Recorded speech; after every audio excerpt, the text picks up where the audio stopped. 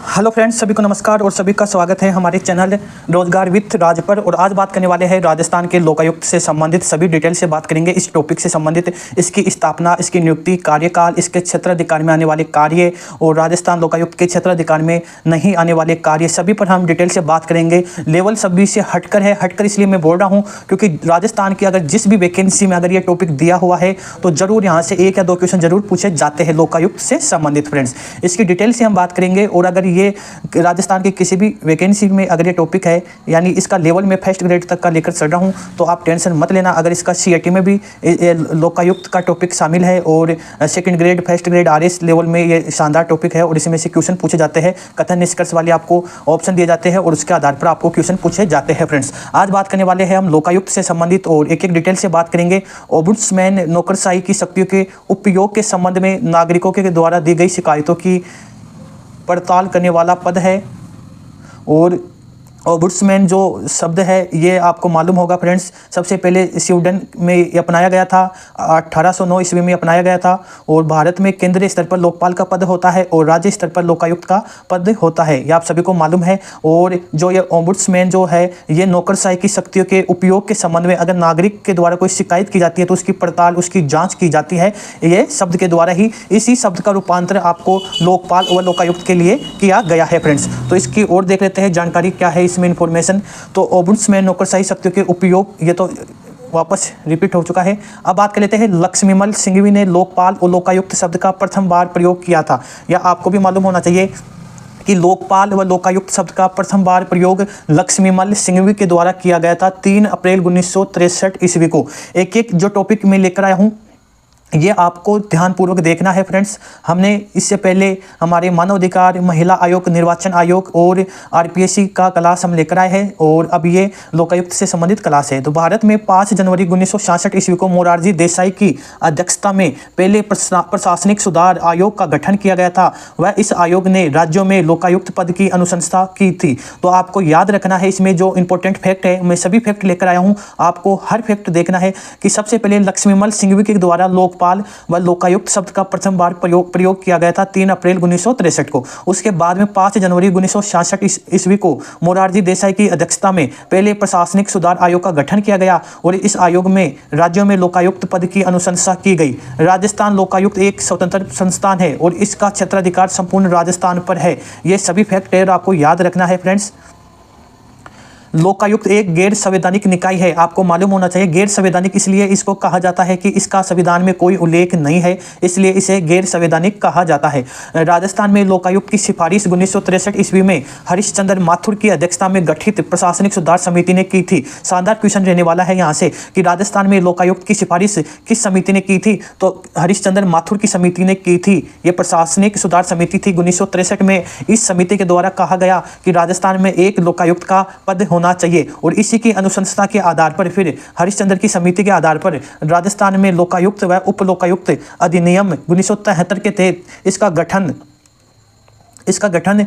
1973 में किया गया। तो शानदार क्वेश्चन रहने वाला है। एक बार और मैं आपको बता देता हूं कि हरिश्चंद्र की समिति के आधार पर ही राजस्थान में लोकायुक्त व उप लोकायुक्त अधिनियम 1973 के तहत इसका गठन 1973 में किया गया।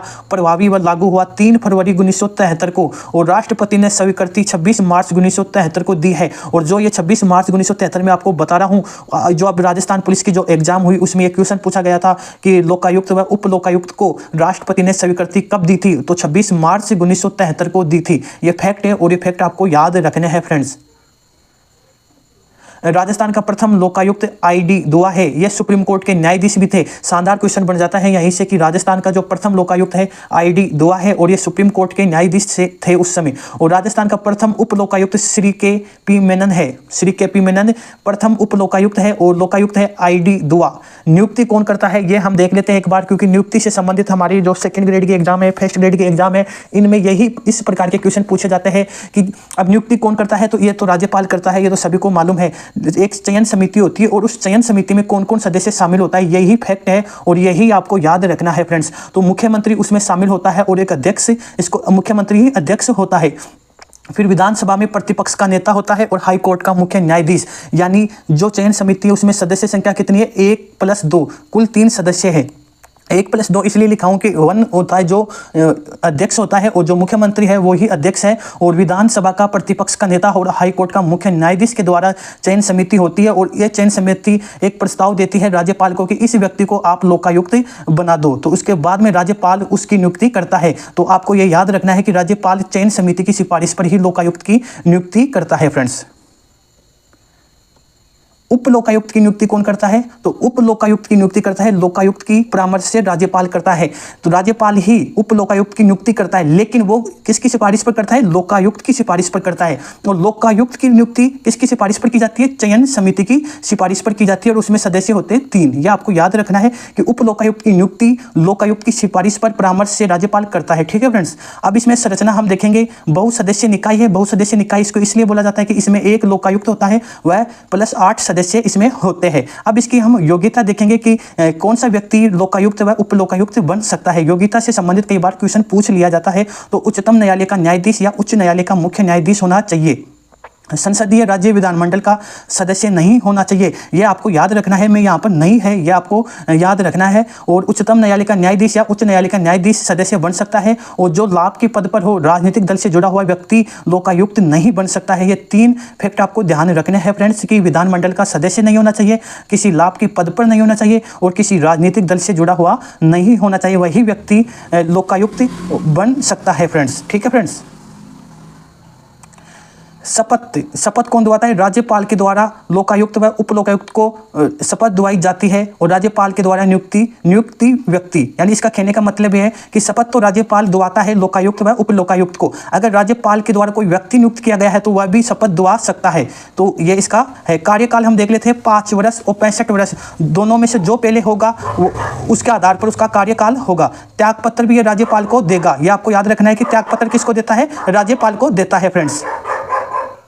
अब लोकायुक्त का वेतन हाई कोर्ट के मुख्य न्यायाधीश के समान होता है, और उप लोकायुक्त का वेतन हाई कोर्ट के न्यायाधीश के समान होता है। यह आपको ध्यान रखना है। फैक्ट है, वो फैक्ट की बातें आपको ध्यान ही रखनी पड़ेगी कि जो लोकायुक्त होता है उसका जो वेतन होता है हाई कोर्ट का जो मुख्य न्यायाधीश होता है उसके समान होता है, और जो उप लोकायुक्त होता है उसका वेतन हाई कोर्ट के न्यायाधीश के समान होता है। और जो वार्षिक रिपोर्ट जो लोकायुक्त देता है वो राज्यपाल को देता है। ये फैक्ट की बातें हैं, और अधिकांश राज्यपाल को ही देते हैं। जैसे RPSC भी अपना जो वार्षिक रिपोर्ट है वो राज्यपाल को देती है, और जो महिला आयोग है, मानव अधिकार आयोग है, निर्वाचन आयोग है, ये सभी अपनी जो वार्षिक रिपोर्ट है वो राज्यपाल को ही देते हैं। तो ये आपको याद रखना है फ्रेंड्स। अब बात कर लेते हैं हम पद से हटाना। कदाचार व असमर्थता के आधार पर लोकायुक्त को हटाया जा सकता है। तो कौन हटाता है, एक बार ये हम देख लेते हैं। सुप्रीम कोर्ट की जांच के आधार पर दोषी पाया जाता है तो राज्यपाल विधानमंडल द्वारा विशेष बहुमत के आधार पर हटाया जाएगा। सबसे बड़ी बात है कि जब अगर किसी लोकायुक्त को हटाना होगा अपने पद से, उसको कदाचार व असमर्थता के आधार पर ही हटाया जा सकता है। लेकिन कौन हटाएगा? राज्यपाल हटाएगा। लेकिन सुप्रीम कोर्ट की जांच के आधार पर अगर वह दोषी पाया जाता है, और फिर राज्यपाल एक विशेष बहुमत के आधार पर, विधानमंडल में जब ये विशेष बहुमत के आधार पर उसको हटाया जाएगा। ये आपको याद रखना है फ्रेंड्स। लोकायुक्त व उप लोकायुक्त का पद दोनों रिक्त हो तो राज्यपाल हाई कोर्ट के मुख्य न्यायाधीश या अन्य न्यायाधीश को बना सकता है लोकायुक्त। सबसे बड़ी बात जो इन्फॉर्मेशन है, अगर किसी कारण वंश अगर लोकायुक्त व उप लोकायुक्त का पद रिक्त हो जाता है तो हमारे जो हाई कोर्ट का जो मुख्य न्यायाधीश है उसको या अन्य न्यायाधीश को लोकायुक्त या उप लोकायुक्त बना सकता है। कौन बना सकता है? राज्यपाल बना सकता है। बड़ी इंफॉर्मेशन है, और ऐसे छोटे छोटे फैक्ट आपको याद रखने हैं, क्योंकि ये सीधे के सीधे आपको एग्जाम में देखने को मिलेंगे फ्रेंड्स। राजस्थान में लोकायुक्त के क्षेत्राधिकार में आने वाले कार्य क्या क्या है, किसकी जांच कर सकता है? जो लोकायुक्त होता है राजस्थान का वो किसकी जांच कर सकता है? राजस्थान के सभी मंत्रियों की जांच कर सकता है। लोक सेवक सचिव, सभी विभाग के अध्यक्ष। तो ये भी याद रखना है कि जो लोक सेवक यानी नौकरियों में जो सेवा दे रहे हैं सचिव की, और जो सभी विभाग के जो अध्यक्ष हैं उनकी जांच कर सकता है। जिला प्रमुख और उप जिला प्रमुख की जांच कर सकता है। प्रधान और उप प्रधान की जांच कर सकता है। नगर पालिका नगर परिषद के अध्यक्ष की जांच कर सकता है। 5 वर्ष से अधिक पुराने मामले की शिकायत नहीं की जा सकती। ये फैक्ट की बात है कि 5 वर्ष से अधिक पुराने, अगर 5 साल से पुराना कोई भी मामला है तो उसकी शिकायत आप लोकायुक्त से नहीं कर सकते हो। ये आपको याद रखना है फ्रेंड्स। 5 अगर कोई अगर अगर मामला है, अगर वो 1 साल 2 साल या 3 साल का है तो आप लोकायुक्त से शिकायत कर सकते हो। अगर कोई मामला अगर 6 वर्ष पुराना है या 7 वर्ष पुराना है तो उसकी शिकायत आप लोकायुक्त को नहीं कर सकते हो और लोकायुक्त उसकी जांच भी नहीं करेगा। ठीक है फ्रेंड्स, ये आपको याद रखना है कि ये क्षेत्र लोकायुक्त के क्षेत्र अधिकार में आते हैं। इनकी जांच लोकायुक्त कर सकता है, ये उसका अधिकार है, इतनी उनको शक्ति दी गई है। अब देख लेते हैं हम कि राजस्थान में लोकायुक्त के क्षेत्राधिकार में नहीं आने वाले कार्य कौन कौन से हैं। मुख्यमंत्री व राज्यपाल की जांच लोकायुक्त नहीं कर सकता है।